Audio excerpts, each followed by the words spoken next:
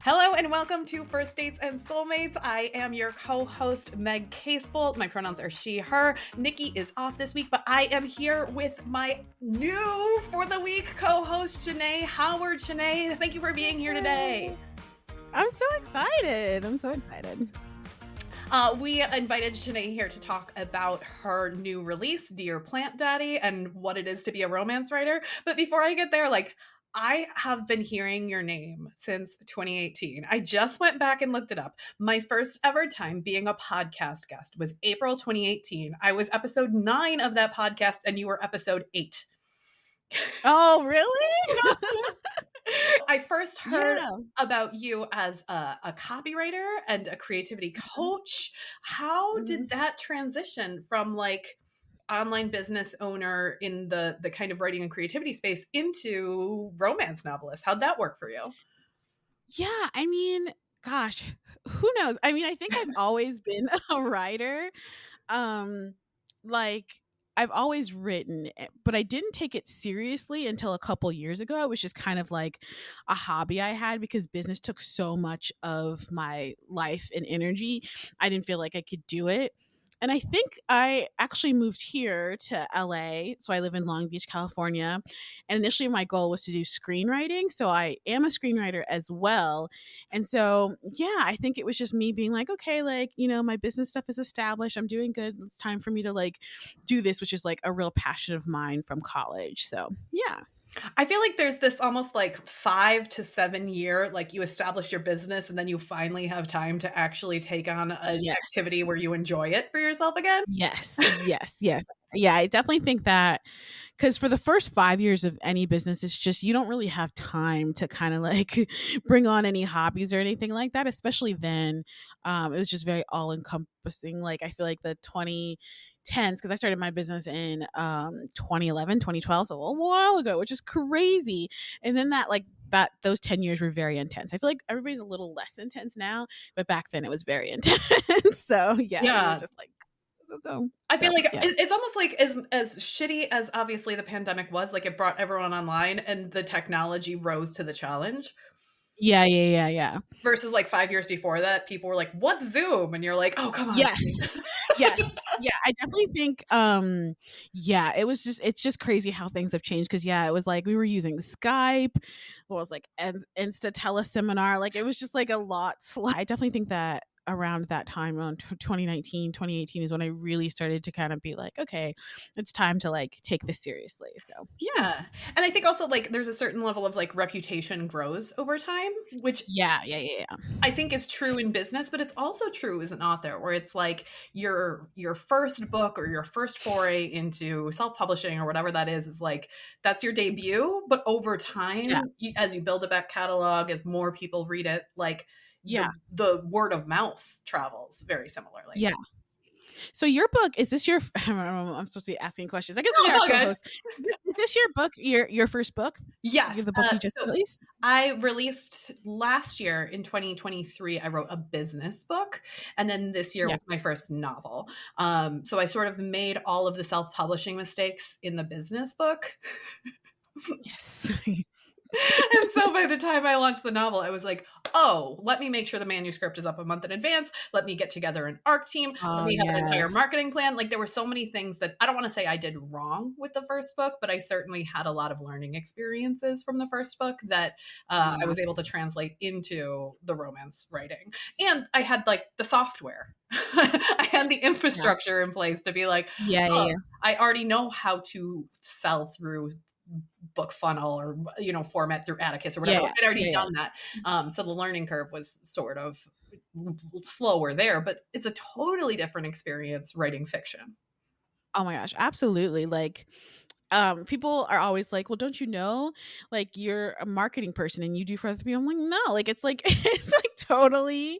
it's totally different. And I know that when I put out my book, it's been a while now and I still haven't done as much as I probably should. I'm still kind of learning how to balance things and be in the energy of promoting the book and kind of like figuring out like what my style is of promotion and creating and being a creator. It's really like starting a new business, really, as far as like kind of figuring out like your identity as a writer, like the type of readers you want and stuff like that. And like sometimes I get lazy and I'm like, ugh. But I know that like it's something like because you know how it is, like the book itself is so hard. Like writing books is so hard. And so when you're done, you're just like, so like just doing anything else feels like such a big thing, you know? I So definitely yeah. feel like I have my day job as a marketer, and then I have 2 side hustles. One is writing the book and the other is selling the book. Yeah. Oh my god, that's totally true. Like I've never thought about that, but that's exactly it. Like, and it's a lot. It's a lot. It could It's be a a lot. lot, the time fluctuates too, where it's like in July, I basically had to force myself to stop writing because I was like, I need to spend June and July marketing, but if I want to have book 2 come out, I need to dive back in August, which means I haven't been marketing as much, but like, what are you supposed to do after the book comes out? And like, there's all these plans for launch, but then it's like, well, how do you continue to market the book? Should I be doing book swap and Yeah. book clubs? And it's, oh my God, it's so much Yeah. today. You're doing better than me. I just don't do it. I'm just I'm just like I'll get around to it. I try to think of it like, you know, the book's always going to be there.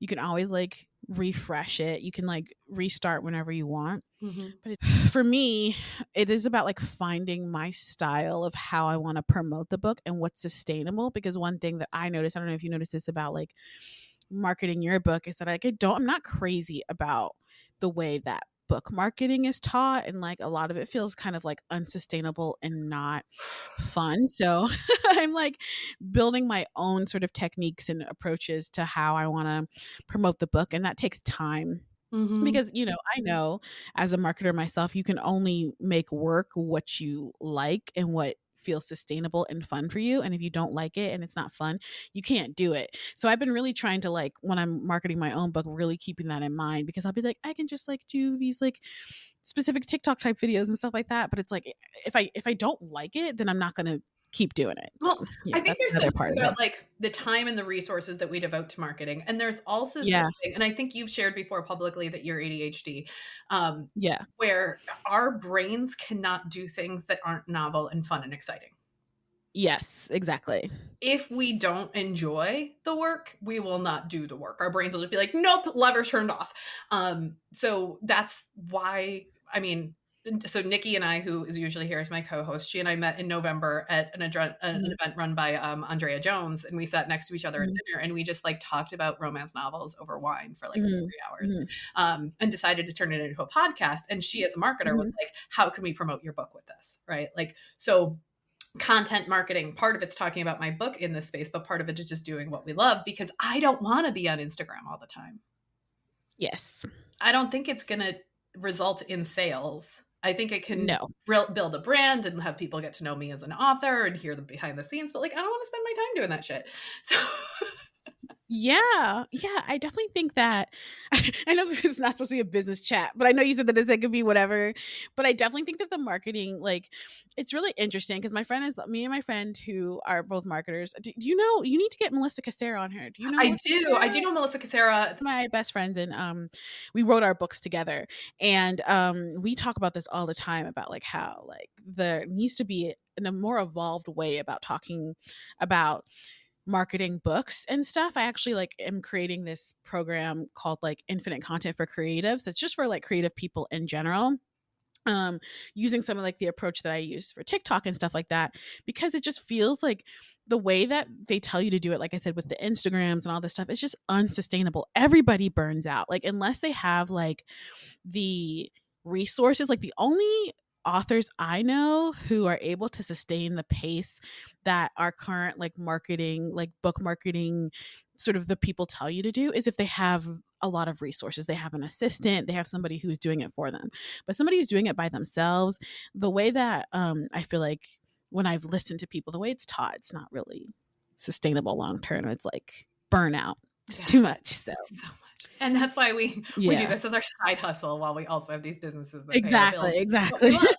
So, how did the writing of Dear Plant Daddy start? Were you like, "I'm gonna sit down and write a romance novel," or did it sort of, like, surprise you? It surprised me. Let me tell you how it started, actually. It's so funny. Um, so my one of my other side hustles is that I'm kind of like a K-pop content creator on TikTok I and love stuff. it. Everybody has their things that they picked up in the pandemic, and mine was K-pop. K-pop. And so, K-pop, I made a friend who writes like fanfics, like K-pop member fanfics, and I was like, "Oh, this is like so fun. Let me try it." And I actually had been doing NaNoWriMos for years, but not really taking it seriously. I was always more of a script writer. Like that's what I'm known like that's like, I have a partnership I did with Audible called Korea Boo. It's like a scripted show, like a scripted audio drama. Oh, And so cool. that's like more of what I do. Yeah, you have to check it out. It's really Yeah, good. we'll put it in the show Um notes. yeah, so Korea Boo is like more my style, which is like writing actual scripts and stuff like that. And books have always been kind of intimidating to me. But when I started kind of writing these like fun little fanfics for fun during the pandemic, I was like, oh, I could write a book. And around the same time, I was really frustrated with Hollywood because I've been trying to like sell projects and stuff like that. And I was just annoyed with constantly having somebody have to like say yes to you was Mm. really starting to like piss me off. Like I was so tired of like having to chase people down, have people try to answer your emails and all that stuff. Like I was like done with it. So I was like, oh, maybe I will write a book. So like my two like passions during the pandemic were like K-pop and plants. And And plants. so that's like how it came about. And You Got Mail is my favorite rom-com. And so yeah, that's kind of like how it came to be. Is just like combining all of my interest. I like wanted to write a book, but I knew that like the book structure was intimidating. So I wanted to pick a kind of like a framework that I could easily fit myself into and like know the beats. So that's why I picked You've Got Mail, because it's like a really like a nice little outline that I could fill in my own way for my first book to just make it a little easier. So that's kind of how I picked it. That is so interesting to me because as I was reading it, I was like, this is so fucking ambitious as a trope. Yeah, Because yeah, if you were just like fake dating, you can be like anything can happen. Or if you're yeah, like, yeah, roommates, you have so much openness. And so hearing you yeah, say like you wanted the structure of You've Got Mail makes so much sense. But yeah, you are now creating so much backstory. You're creating secret identities. You're creating multiple relationships within the same characters, almost like multiple variations of the same characters. It's yeah. so much plotting that you had to do in advance.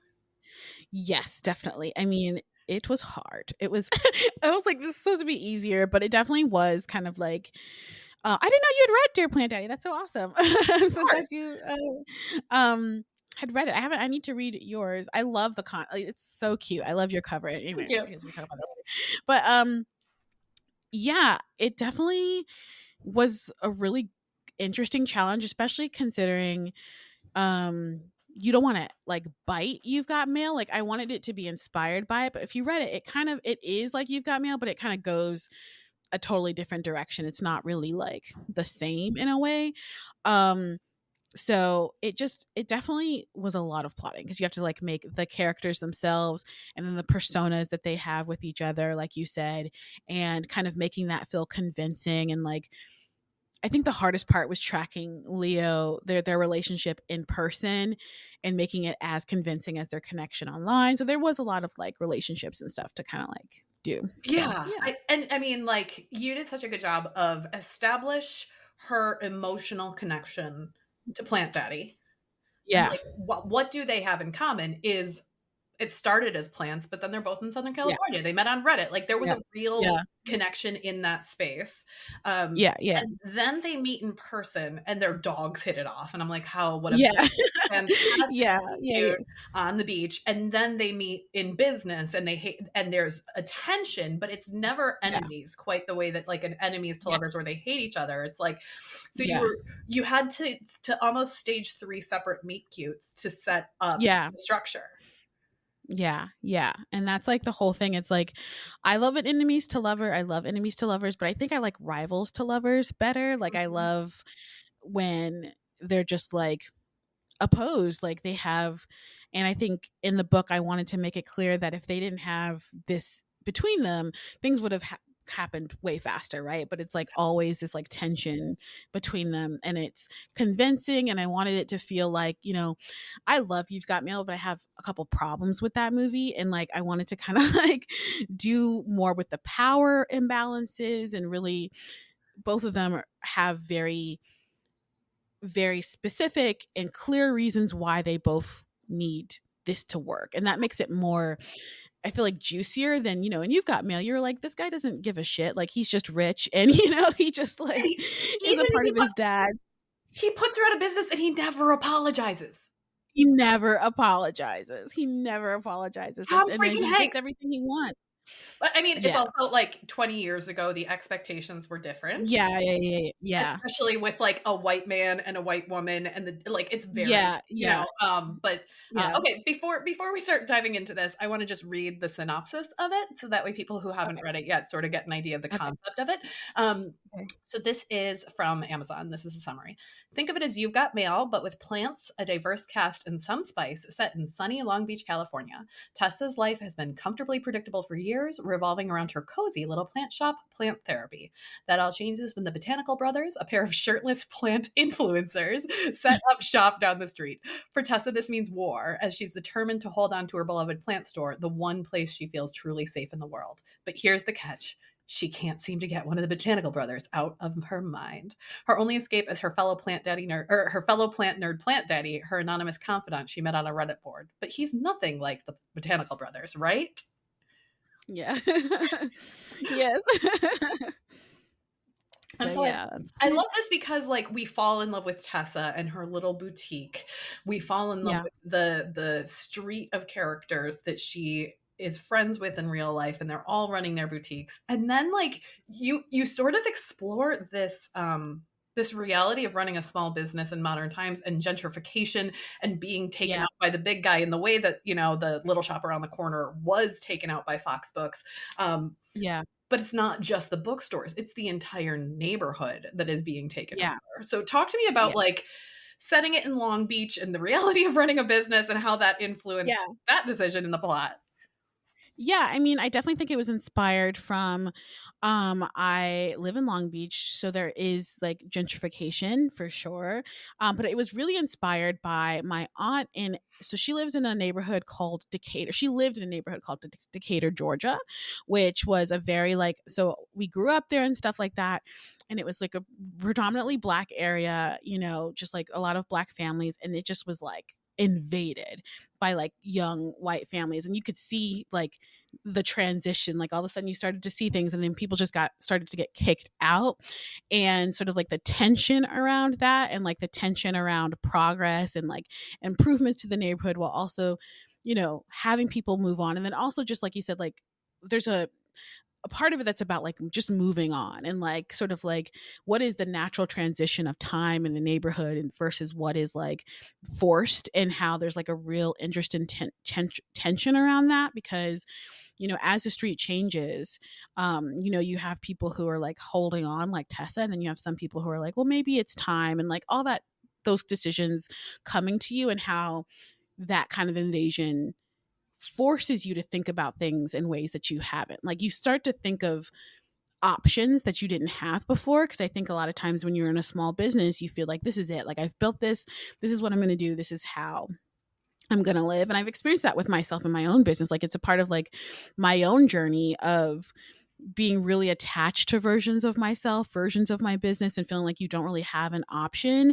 And then something happens, the economy happens, a pandemic happens, or something happens, and you are suddenly being like, oh, well, maybe there's another way, and sort of like the pain. And I know for Tessa, it's incredibly painful to have to think of her life without the plant store. And it's something, so she like clings to it. And I really related to that, where you just are like, this is all I know. And you don't even see anything else, because I feel like that's what it's like to be a small business, is that you are attached to it because you put so much into making it.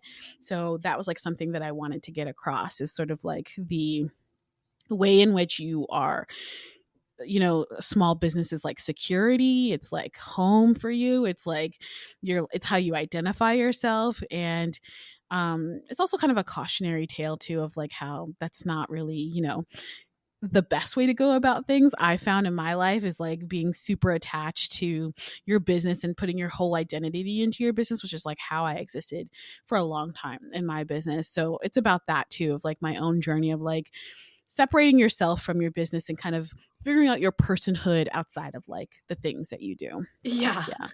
Like, and that's why I always like, I changed my business name several years ago from being not about my name at all, because I needed it to exist separately from myself. Yes.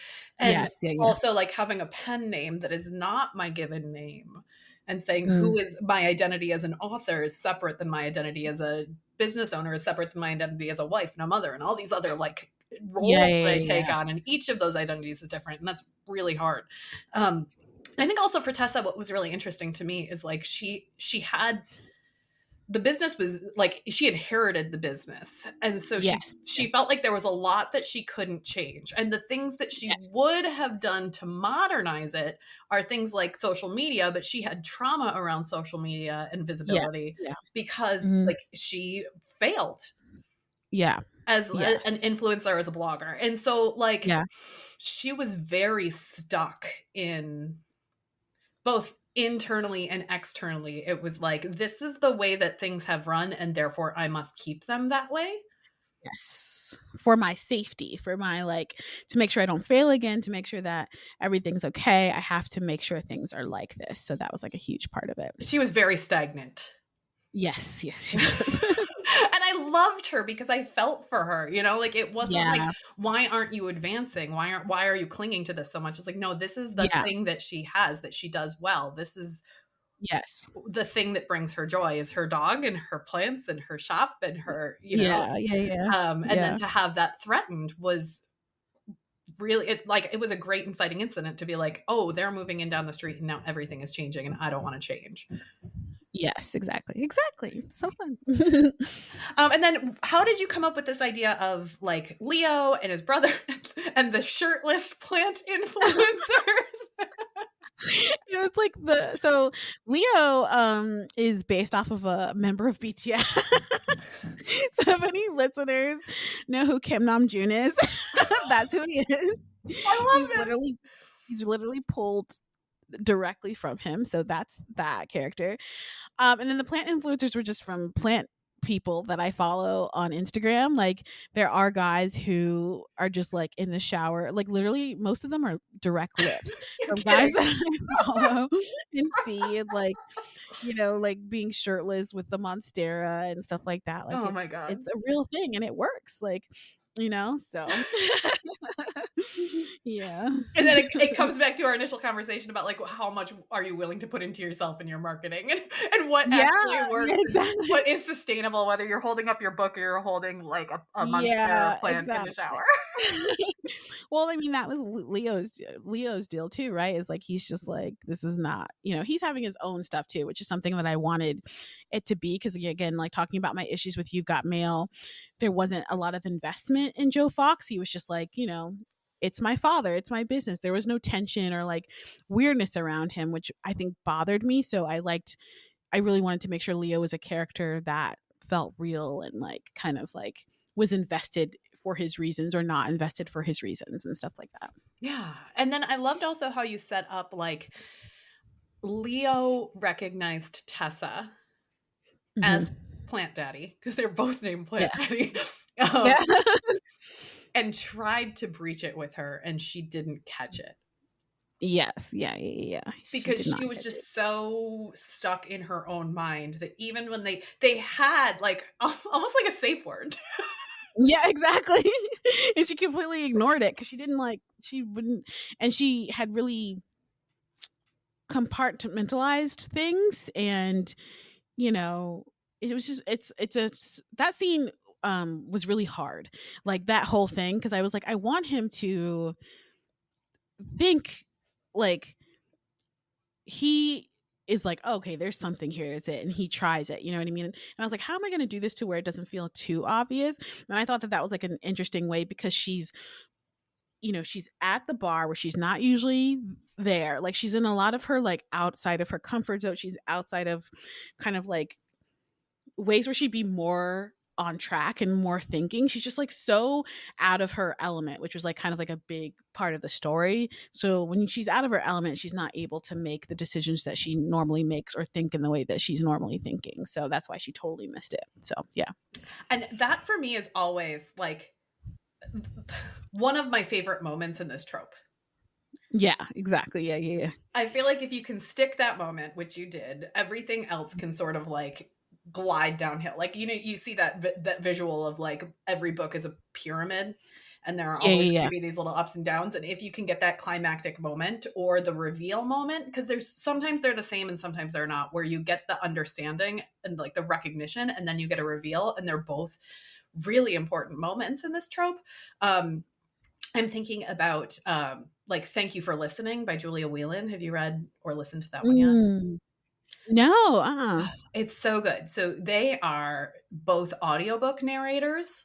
And then they meet in real life. They have a one-night stand in Las Vegas because they are both in Las Vegas for an audiobook event.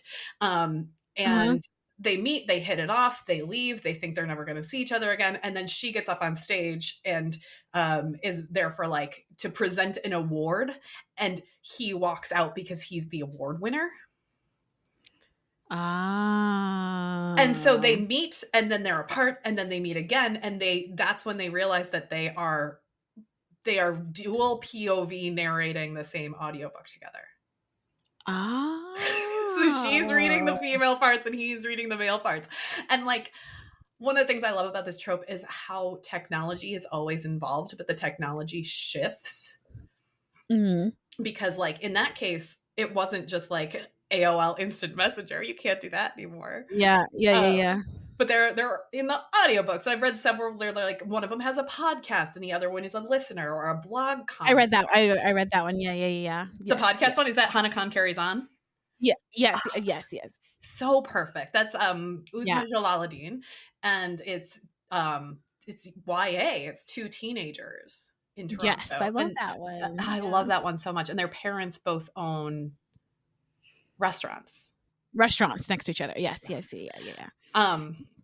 But how did you make the decision of like Reddit being the format? Like because a lot of times you have this like you have a broadcast happening now in these books versus you just have this intimate private conversation to start. Yeah. I definitely think that I was just trying to think of like what's a space where people are still anonymous because Facebook groups, people are still and I think it was a forum, but then I was like, I love Reddit. Reddit's my favorite platform. And so I just wanted to kind of set it there because it's a place where I feel like Reddit is a very intimate place because of the way people communicate on there while still being anonymous. So it felt believable that you could kind of form a relationship like that on there because of the way people talk on there. So yeah, people will share the most intimate details of their lives and no identifying characteristics. No, not at all. It is such a beautiful space for that. It is. And like the way people, Redditors, talk to each other, relate to each other and stuff like that. It's just like extremely intimate. Like I think Reddit is such a ripe place. I mean, and then as a copywriter, I use it all the time. Like it's like one of my favorite copywriting tools is Reddit. It's like if I'm like doing something for a client or something, the first thing I do is see how people talk about it on Reddit because that's where they're the most honest. So it's just like my favorite platform. So as I was writing Peppermint Bark, like my protagonist is transgender, and one of the things that I did was just immerse myself in like Ask Transgender subreddit, straight trans girls subreddit, like MTS subreddit, specifics, like even trans timelines, so I could get an idea of if I set her transition starting here and she starts hormones here and she has surgery here, like what would she look like by this point in the backstory? Like it's such a place to get, and like you just get real honest stories. Yes. Yeah. It's very honest. What made you decide to do a trans protagonist? Like, what was your kind of like experience around that? I wish I had a better answer. It was just like, it's really beautiful. it was a really beautiful experience to write it and to have readers Mm, who are trans respond to it, and to have a trans sensitivity reader and sort of like immerse myself mm, as a cis person to feel like, how can mm, I create something that is in support and alliance to a community that I think is often underrepresented, but also yeah, trying to navigate the like not own voices situation of right. it. Yeah, yeah, yeah. Um, respectfully, is it was a very do not recommend as a debut novel, okay? I was gonna say that sounds really hard. So Like I write about black fat girls because that's what I like can do it, you know. So I think that's really cool. Yeah. yeah, so it was so briefly, I during the pandemic, probably like September or October of that year, I was reading so much Mm. romance because it was escapism. It was, Yes, of course. we all were in that space of like, what artistic pursuits feel good right now that don't feel overwhelming, that feel supportive and Yes. self-care. And Mhm. then one day I went to bed and I had like a literal dream in third person. Um, Wow. where I and my friend Marissa, who's like so a little bit of woo woo, was like, "Oh no, honey, that wasn't a dream. That was like a mystical experience." Like, um, Ooh. but like I imagined the meet cute of a book, and I couldn't get out of my head, and I sat down to write it, and it was a second chance romance. So I sat down to write it, and then every night I just came back to it and wrote like another 100 words, 200 words, just because all day long I was like, well, what would happen to these people next? Um, and because the story as it appeared was second chance, I then made it a dual timeline and had to go back in time to be like, okay, well, where did they meet the first time? Um, and so I wrote them as teenagers and young adults, and one of them has an older brother. Mhm. And then in the present timeline, this is book 3 now of the series, but in the present timeline, they reconnected a wedding. So I'm like, okay, well, then the older brother can be the one to Mm. get married, but I have to write his book first. Ah, yes.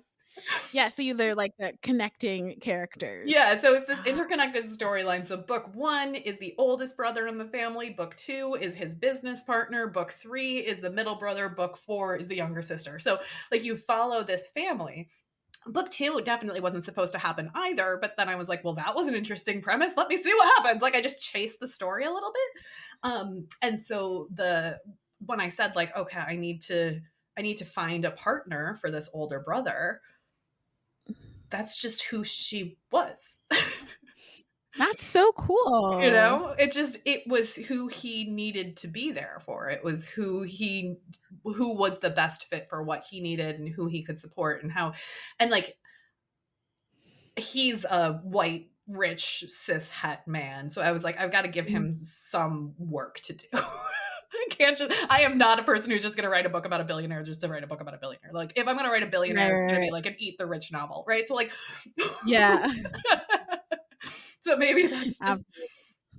like my author voice coming through. So with that in mind, like, you've written about gentrification. You have, these two diverse characters. You have a fat black woman. You have is he Korean? He's Korean, He is yes. Yeah, yeah, Korean. I'm yeah. trying to remember all the details, but I've read several books since Yeah. then. So like, how did that choice influence your writing and the ways that you had the characters moving around in society? Yeah, I mean, I think it's really important to me to write black fat leads. It's what I do exclusively. Like anytime I like even talk to a studio for a project, like even for Korea Boo, I was like, it has to be this because it's like really important to me as somebody who grew up loving rom-coms, never seeing it. It's like a personal mission of mine. Yeah. And like my biggest goal and dream is always to have like characters of color, especially who are allowed to be kind of like messes. Like Tessa, she's not a mess, but she is like She is a little. That's okay. she's kind of a mess. Yeah, like she's kind of a mess. She tries her best and she makes a lot of mistakes and she's just like the way she interacts with the world was just really important to me to have those types of characters because I think a lot of times black characters are asked to be kind of like wisdom, like they have all this Mm. wisdom and they like help send people the way, and that's like a trope with both Asian characters and black characters. Yeah. So one of my biggest visions for both of those characters was to have them be really imperfect and really kind of like hot messes, because they both kind of are, and like allowing them to be that way and interact with the world and still, they have a lot of worthiness, they still have a lot of success, they're both really well liked people. Like I said, Tessa has a relationship with the world where somebody like her is somebody who, like I said, is like a motherly type, but she's really taken care of by the people around her. Like she has more of a relationship with people where she's seen as very like precious to them. Like people are very like precious to her, and I thought that was like such a nice way to see a Black character be treated, as opposed to, like I said, a lot of times being kind of like, oh, it's the strong one, the whatever one. Like, there's a big part of the story, I don't know how much we're spoiling with it, she like, something happens and she like passes out, she like pukes, like she's like very a visceral person, she's very like in her feelings, in her emotions, which I thought is really important for Black characters. So I feel like that's kind of like the way that I really wanted them to be, and have the world interact with them accordingly. And like Leo too, like he's a Korean guy, but he like everybody describes him as like the finest man on the planet. You know what I mean? And like, you know what I mean? Like, and that's like something that's new as well. Like they're like him and his brother. Like I wanted to like, when I know a lot of my readers are like, I know Paul, even though like Paul's a piece of shit in the book, I know he is so fine. I know he is so hot. Like, I can just picture, and I'm like, yes, like he is like, they're both super hot and stuff like that. So like that is kind of like the way I approached it. It's like really trying to create characters where they're existing in a way that feels sometimes unapproachable to characters of color sometimes. So yeah, to not just have the sassy Black friend as a trope that shows up and gives this pearl of wisdom and then departs because she's got more important things to do. Like, instead she's the one who's like the central point of it, and she is being carried. Yeah, she's being carried, like it's like the sassy, like one of the tropes that I am very like super like, what about like it's like she's like the Black character, she's very sexually adventurous, she's like going off to have her sex adventures and like help the main character, but like Tessa is like, nothing's been happening with Tessa. Like she's like very like Tessa's in a dry what's happening spell to me. Yeah, she's like in a very much a dry spell. Like even like being touched, she's like, so like I wanted that as well. So yeah. Yeah, and it felt so approachable. Yeah, so I love that. I saw that you listed this as book 1 in the series. Yes. How does this fit into future planning? Is this like, having written the series, do you know who the next main characters are? Or is this like, will they be interconnected, or will it just be in the same setting? Like, what's the plan for building out the future? Or do you not know yet because you just had to write the damn book? Yeah. Stop asking questions about the sequel. No, it's good. Like, it's funny because the only reason why it's book 1 is because Melissa was like, it has to be a series. Like, I was like, oh, like, and then like a couple of my writer friends are like, oh, like, no, like people want interconnected stories. And it's really interesting because people are like, oh, I'm like, in the reviews, it'll be like, oh, I'm excited for the next book and stuff like that. And I was like, okay, cool. I'm glad you're excited because I don't know. So I think what it's going to be is they're just going to be Long Beach love stories. So the second book is called Irrelevant, and it's about a and I'm working on it now, and it's about these two. So it's about this kind of OG YouTuber who was like really famous in like 2014, and this kind of like actor who was on a really popular Dawson's Creek like show in the 90s. So they're both like in their 30s and their 40s, and they're like kind of over the hill as far as like their career is concerned. It's not going well, and they decide to start a fake online relationship to like rebuild their careers. Yeah, it's called Irrelevant, and it's set in Long Beach because they both live in these Long Beach condos next to each other. And so I'm probably just going to bring in some of the characters, like she's a client of Tessa's, an ex-client of Tessa's, and like they go to the same coffee shops and stuff like that, and I think that's how I'm going to integrate it. I know that like somebody asked me about like writing a story for Paul, and I was like, is he that's reparable? tough. Well, it could be that he gets back with his ex-wife and he goes to Yeah, therapy. exactly. Yeah, yeah. Because he does have the kids, so you don't want to throw them into the Yeah, mix. But he's yeah. definitely he would be a tough to redeem character. He's a tough egg. So I haven't cracked that egg yet. So I think that's going to be the second book. So I think it's just going to be like all stories set in Long Beach around the same time. That's probably what I'm going to do. Yeah. So That makes sense. I mean, I feel like there are so many different approaches to this where like Melissa has a series where you're following like in the yeah, same college yeah, basically or like high school, within yeah. adult High school. academia. Yeah, yeah, yeah. Um and then there are people like me who are like this is one I have a friend who said you're not writing 4 books, you're writing one 500,000 word book that just changes POVs. Right. Right. It's like Yeah. everything is interconnected and I have all these like Yeah. fucking murder boards of who's where at a given time, which is Right. exhausting, Yeah. but That's a also like lot. Yeah. satisfying as a reader to be like, here's the Easter eggs that I planted in book 1. But it also means that book 1's maybe 20,000 words longer because I'm setting up so many books. So people are Yeah. That reading it sounds and like a being lot like, of work. it's so much work, but it's like satisfying for my like Yeah. brain. Yeah. Yeah. But then I read reviews and they're like, that could have been shorter. I'm like, actually, no, it couldn't. You'll You read your appreciate it. reviews. I read the first couple, but now I like stay out of it. I'm like, I have it's like not. I'm still at that point where friends are writing reviews, so I'm going in and Okay, taking yeah, a yeah, look yeah. at it. Or I hired a PR firm to help me with outreach for ARC readers, and so I know that they're going to be Oh. fairly positive. So it's like I kind of needed the boost. Oh But yeah, yeah, yeah. especially like Yeah, no, in launch day where you're like, I just spent years of my life creating I something know. and I don't want it to feel like crickets, even though it does. Ah, Yeah. Books, man, selling books. Yeah, it's like one of those things where, yeah, it's like I always try to say that like books are a part of my ecosystem as opposed to it being like the end goal because it just makes it feel easier. It makes it feel again more sustainable and stuff like that. So yeah, I don't expect my that's books why I like. to break even for several years. Yeah, it's a lot of energy and work. I'm actually starting. So I like have the Long Beach series, and then I'm also starting a sci-fi rom-com series. So that's what I'm working on mostly. And it is like the hardest thing I've ever done. Like, genre is crazy. It's like, Sci-fi rom-com. yeah. Is it Earth-based? Yeah. It's sci-fi rom-com. So I guess I can talk about it. Whatever. Yeah, it's set in this world where it's like Independence Day happened and like all the ships came, but nothing happened. So the ships are just sitting there. There's been no alien sightings. There's nothing, and it just is set in a world where people live with these like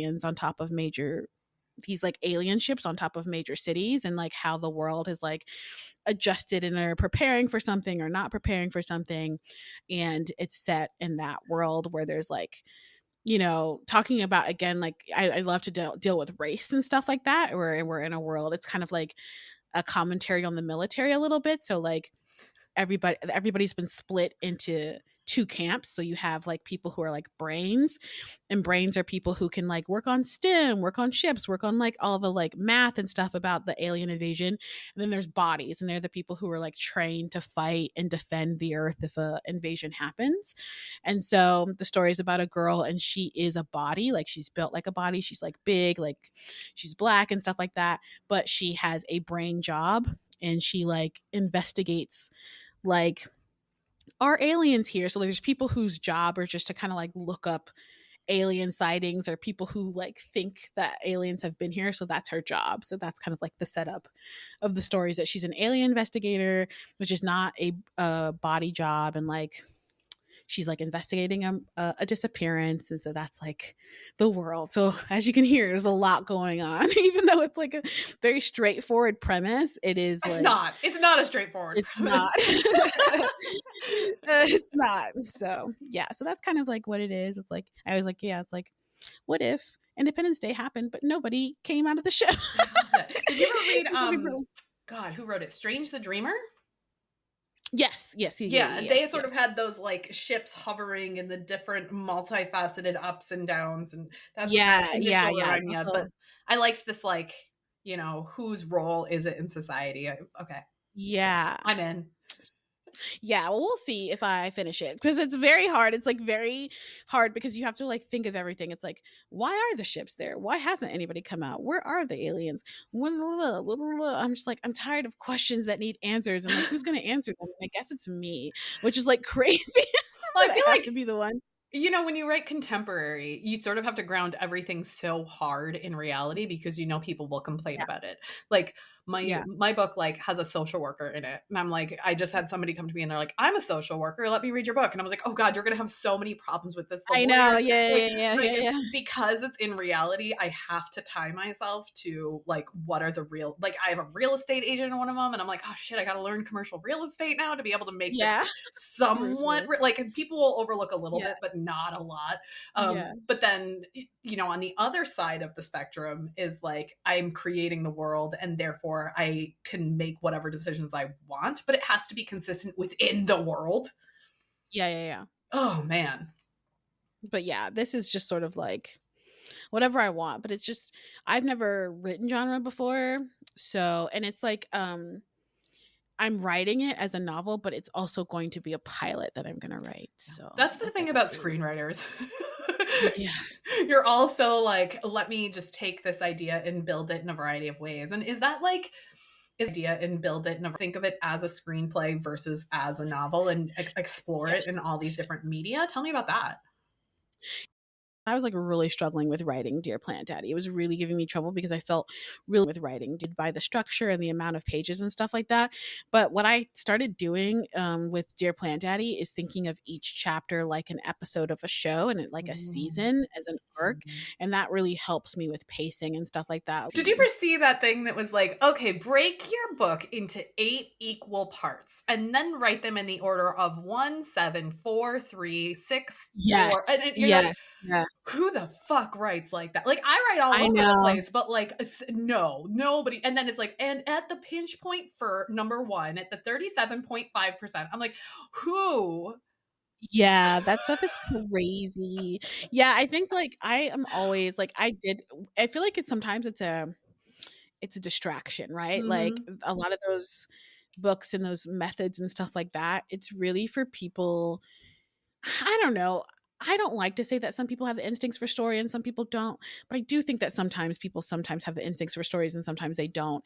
And ultimately, you don't really need to think about that. Like as long as things like make sense and one thing goes to one thing and one thing and it like happens naturally as it would, it you don't necessarily need that. But for a while I was like, I have to like follow all these rules. I did all the Mhm. wheels and stuff like that. But I was like, this isn't helping me. This is just making me feel crazy. Because then you go to your story, you're like, oh no, it's not as effective as it could be. It needs to be this and that. And it's just like, no. Well, probably because you come out of the screenwriting tradition and therefore going into some of Right. these frameworks can feel much more overwhelming than thinking of it like a Yeah. short Yeah. run series, And I think also like the serialization of a topic or a story is like, Mark Twain, A Tale of Two Cities was serialized in a newspaper. So Yeah. thinking of it that way, Yeah. like Yeah. Yeah. the natural progression of that, it's like going from an AIM chat room to a Reddit thread.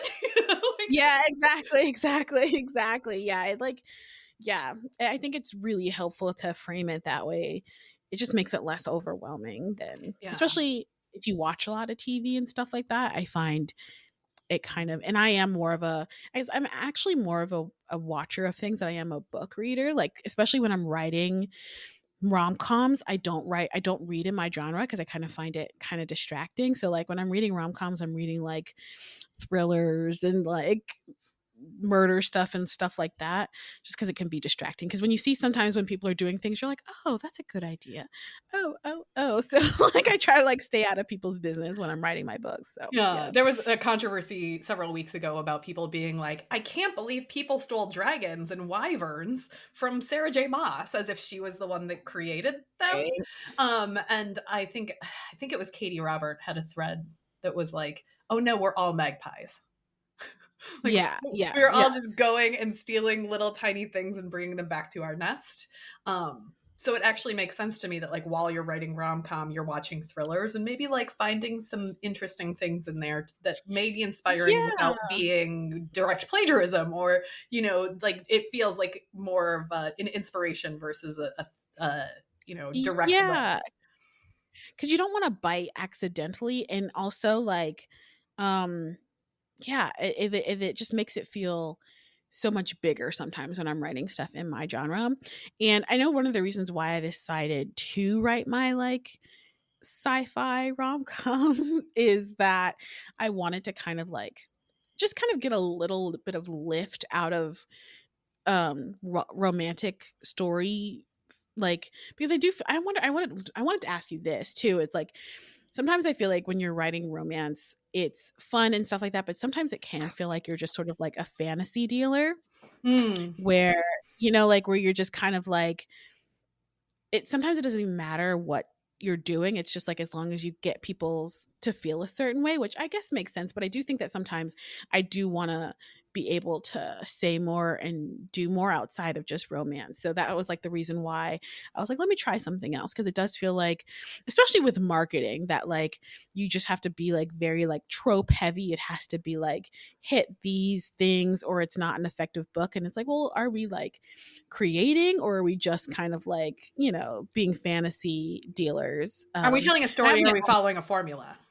yeah, like are we just kind of trying to give people exactly what they want? And I have like big theories about this because I do think that it's a lot of it is because women, as women, we don't really have as much like avenues for fantasy like men do, because women are not as into porn, women are not as into like these other like ways in which people get that fantasy feel. So books have a lot of pressure to kind of fulfill a lot of fantasies. So sometimes I wonder, you know, about that. So I'm curious if you feel that way at all ever. I So mean, I think as a genre, there is a certain yeah. amount of I was going to say whitewashing, but I don't think it's whitewashing. It's like rose-colored glasses of Yes. Yeah, yeah, yeah, what a relationship could be that you yeah. can then escape into because it's not reality, where like every man has a six-pack and a 10-foot dick, and you're like, that's not reality, but like, what Yeah. if? $10 billion and he's like super nice. Yeah, Right. like 10 foot, no, 10 inch. Okay. yeah. But you know, like there is a certain level of escapism that comes into it, but also you can then have this sort of, I think, as a genre, it can be very idealistic about being able to say, like, let's explore what's happening in society through this relationship. Mhm. That it can be speculative in a way that speculative fiction can sort of dip their toe into the what ifs and the utopian and Yeah, dystopian society, like, yeah.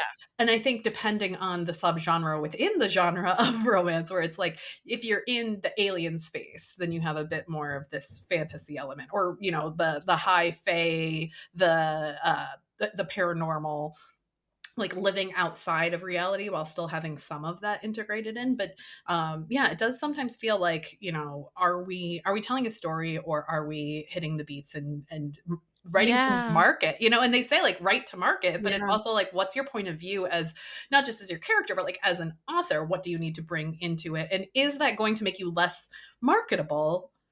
Yeah. I- Yeah, I think about that a lot, especially when you think about like Fourth Wing and like, you know, Sarah J. and like all those stories and stuff like that is like, what is it? I'm like so interested. It's like what attracts them, and it's like these high concept sort of like fantasy elements of it. Like, you know, I'm always like, I always, I don't know. So like, no offense if your story has this, but like one of the things that like is always like I always notice it's like the girl is like so little and like so punchy, like she's like tiny, tiny, tiny, and he's so big, and like these like little like I don't know, these like setups that people fit into. It's like really, really interesting. And you know, one of the things that I was like really hardcore about for Dear Plant Daddy is that they're like almost the same height. They're not quite the same height. And so like playing with him looking at her directly in the eye and trying to like create new fantasies that are not just like, oh my God, the height difference. Oh my God, this or that. You know and what I he's mean? just And so maybe big, that's like, why. look, his hands are so big that they can wrap all the way Yes. around my tiny And I'm little waist. so little and I'm so tiny and I'm so like